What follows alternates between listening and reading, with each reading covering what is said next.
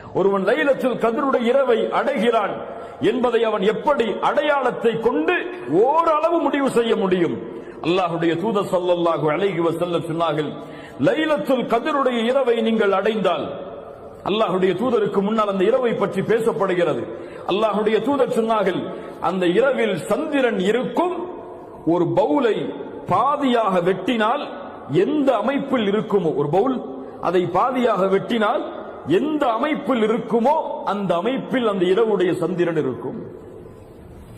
அல்லாஹ்வுடைய தூதர் ஸல்லல்லாஹு அலைஹி வஸல்லம் சொன்னார்கள், லைலத்துல் கத்ர், அந்த லைலத்துல் கத்ருடைய இரவு லேசான ஒரு இரவாக இருக்கும். வெளிச்சம் சூழ்ந்த முழுவதுமான வெளிச்சமான ஒரு இரவாக இருக்கும். அந்த நாளுடைய, அந்த லைலத்துல் கத்ருடைய நாள் அதிகமான வெப்பமானதாகவோ அதிகமாக குளிர்ச்சியானதாகவோ இருக்காது, நடுநிலையோடு இருக்கும்.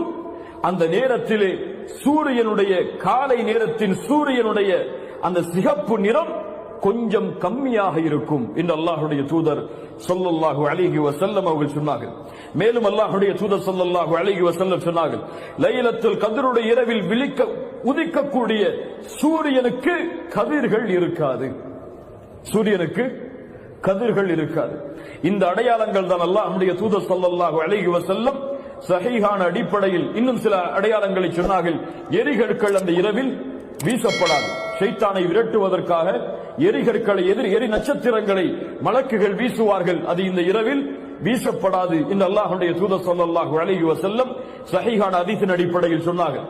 இது மட்டுமல்லாமல் இன்னும் மக்களிடத்திலே சில புழக்கத்திற்குரிய ஹதீஸுகள் எல்லாம் இருக்கிறது. லைலத்துல் கத்ருடைய இரவை அடைந்தால் நாய் குறைக்காது. இருக்கிறதா இல்லையா? கேள்விப்பட்டிருக்கீங்களா இல்லையா? யார் அறிவித்த ஹதீஸுகள் இதெல்லாம்? அல்லாஹ்வுடைய தூதரா?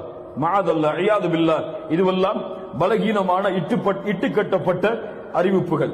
இது மட்டும்தான் சஹீஹான ஹதீஸின் அடிப்படையில் அல்லாஹ்வுடைய தூதர் ஸல்லல்லாஹு அலைஹி வஸல்லம் லைலத்துல் கத்ருடைய இரவுக்கு